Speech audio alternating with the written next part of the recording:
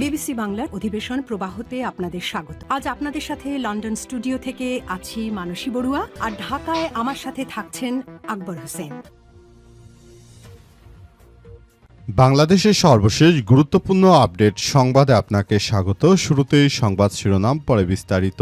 প্রথমেই জানাবো, বিএনপি নেতার বিরুদ্ধে অভিযোগ রাত 12টায় মহিলাদের পুকুর পাড়ে দেখা করতে বলেছেন এবং দেখা করলেই মিলবে ফ্যামিলি কার্ড। রাত 12টায় পুকুর পাড়ে দেখা করলেই ফ্যামিলি কার্ড দেয়া হবে।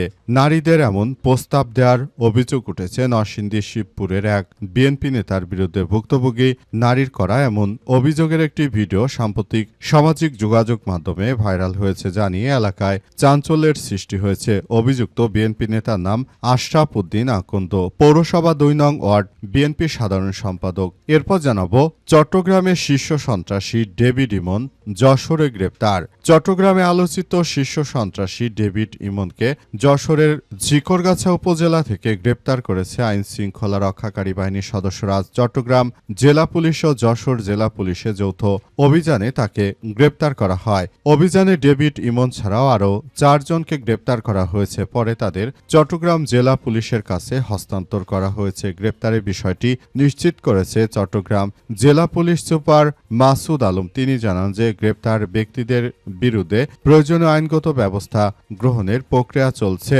এদিকে এমপি নজরুলকে ঘিরে বেরিয়ে এলো আরও চাঞ্চল্যকর তথ্য। নারী কেলেঙ্কারি ঘটনায় জামাত থেকে বহিষ্কৃত সাতক্ষীরা 4 শ্যামনগর আসনের সংসদ সদস্য গাজী নজরুল ইসলামকে ঘিরে নতুন নতুন অভিযোগ সামনে এসেছে। আজ তার ব্যক্তিগত গাড়ি চালক ও আলোচিত তরুণীর মামা ওবায়দুর রহমান যুগান্তরের সঙ্গে কথা বলেছেন। এ সময় চাকরি, সরকারি কাজ পাইয়ে দেয়া, ঠিকাদারি লাইসেন্স এবং নানা সুযোগ সুবিধার প্রলোভন দেখিয়ে দীর্ঘদিন ধরে প্রভাব খাটানোর অভিযোগ তুলেছেন তিনি। এবারে জানাবো, আবহাওয়া অধিদপ্তরের সতর্কবার্তা। দেশের 4 সমুদ্র বন্দরে সতর্কবার্তা দিয়েছে আবহাওয়া অধিদপ্তর। আজ দুপুরে আবহাওয়াবিদ মোহাম্মদ তরিকুল নেওয়াজ কবিরের সই করা সামুদ্রিক সতর্কবার্তায় এসব তথ্য জানানো হয়েছে। এবং সর্বশেষ জানাবো, ভারত ও চীনের উপর 100% শুল্ক আরোপের ঘোষণা জানিয়ে যুক্তরাষ্ট্রের মার্কিন সিনেটে বিল পাস। সাম্প্রতিক আকস্মিক মৃত্যুবরণ করা প্রবীণ মার্কিন সিনেটর লিন্ডসে গ্রাহেমের দীর্ঘ প্রতীক্ষিত এবং দ্বিদলীয় ঐক্যের একটি গুরুত্বপূর্ণ বিল পাশ করেছে মার্কিন সিনেট। রাশিয়ার জ্বালানি তেলের প্রধান ক্রেতাদের উপর অতিরিক্ত বিধিনিষেধ আরোপ এবং ইরানের উপর নিষেধাজ্ঞা বাড়ানোর লক্ষ্যে প্রস্তুতকৃত এই বিলটি শেষ পর্যন্ত পাশের মুখ দেখতে যাচ্ছে। এতে ভারতের উপর 100% শুল্ক আরোপ করতে যাচ্ছে যুক্তরাষ্ট্র। প্রিয় দর্শক, এতক্ষণ শুনছিলেন সংবাদ শিরোনাম, এবারে বিস্তারিত। তবে তার আগে বন্ধুরা, অনুরোধ থাকবে এই সংবাদটিতে একটি লাইক দিন। এই চ্যানেলে আপনি নতুন হয়ে থাকলে আমাদের সংবাদটি দেখতে দেখতে চ্যানেলটি সাবস্ক্রাইব করে রাখুন। কমেন্ট করে বন্ধুরা আপনার মূল্যবান মতামত জানিয়ে দিন আপনি বিশ্বের কোন দেশ থেকে বা বাংলাদেশের কোন স্থান থেকে আমাদের সংবাদটি দেখছেন এবং শুনছেন। আর বন্ধুরা, গাজা যুদ্ধে আপনি যদি নিরীহ ফিলিস্তিনিদের ভালোবেসে থাকেন, কমেন্টে ইয়েস লিখে পুরো বিশ্ববাসীকে আমাদের এই তাজা আপডেটটি দেখার সুযোগ করে দিন। এবারে বিস্তারিত। আর বন্ধুরা, জানিয়ে দিন আপনি কোন দেশ থেকে বা বাংলাদেশের কোন জেলা থেকে আমাদের সঙ্গে কানেক্টেড থেকে এই সংবাদটি দেখছেন এবং শুনছেন। আবহাওয়া অধিদপ্তরের সতর্কবার্তা।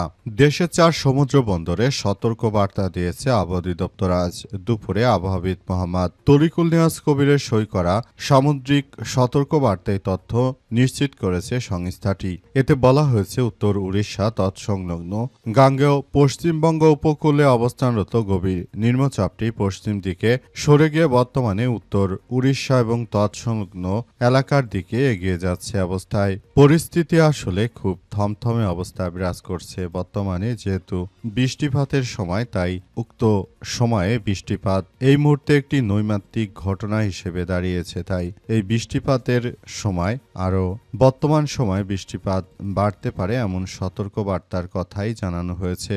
এছাড়া আরও বলা হয়েছে যে বিষয়গুলো নিয়ে খুব গুরুত্ব সহকারে দেখভাল করা হচ্ছে এবং বৃষ্টিপাত আসলে কোন দিকে গড়াচ্ছে এবং সেটি আরও একটি ভবিষ্যৎ ভবিষ্যতে কোন দিকে বৃষ্টিপাতগুলো গড়িয়ে যাচ্ছে এবং সেখান থেকে আসলে কি হতে চলেছে সেই বিষয়গুলো সবাইকে আরও বেশি সতর্কতার সহিত দেখাতে বলা হয়েছে। বৃষ্টিপাতগুলো খুবই এই মুহূর্তে এক নাজুক পরিস্থিতির সৃষ্টি করেছে।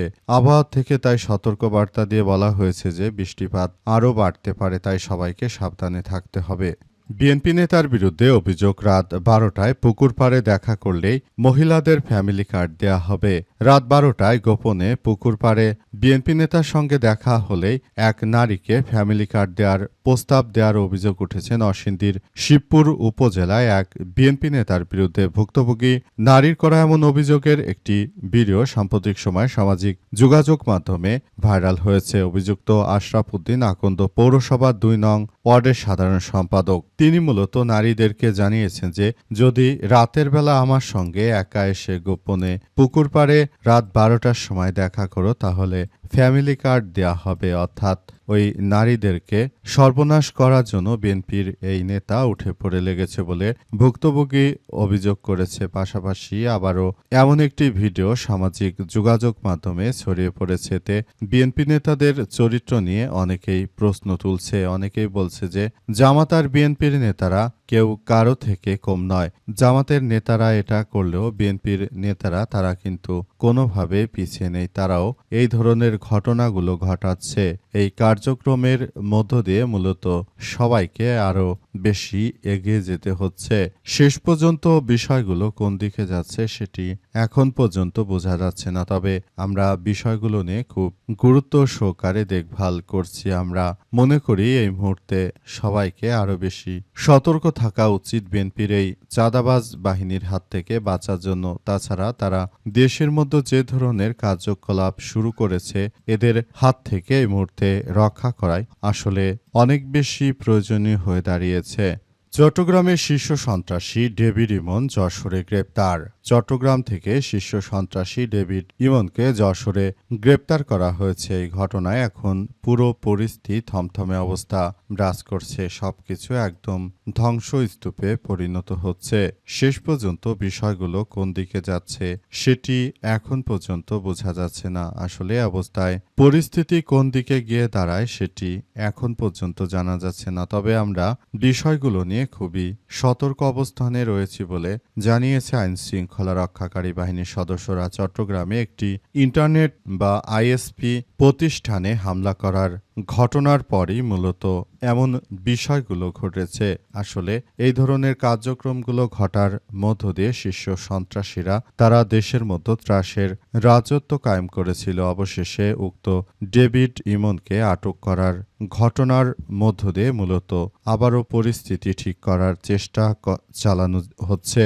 আসলে বলা হয়েছে যে ডেভিড সন্ত্রাসী ইমনের মতো সন্ত্রাসীরা তারা এমনভাবে কার্যক্রম চালাতে শুরু করেছে শেখ হাসিনা পালিয়ে যাবার পর।